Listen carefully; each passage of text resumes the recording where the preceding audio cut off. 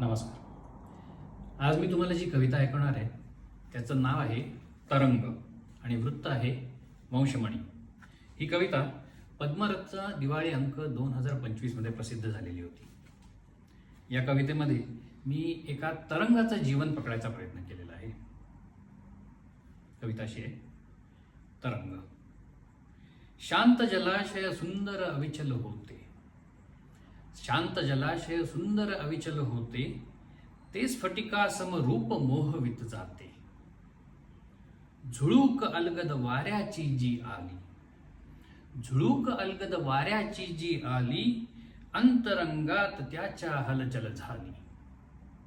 तरंग उठला पाण्यावरती छोटा, तरंग उठला पाण्यावरती छोटा, वाढत गेला कला कलांनी मोठा.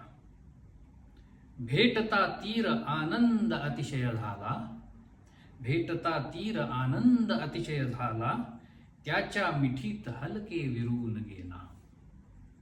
ते क्षणभंगुर जीवन संपून जाई, ते क्षणभंगुर जीवन संपून जाई, मोद मनाला तरंग विरत देई, मोद मनाला तरंग विरत देई.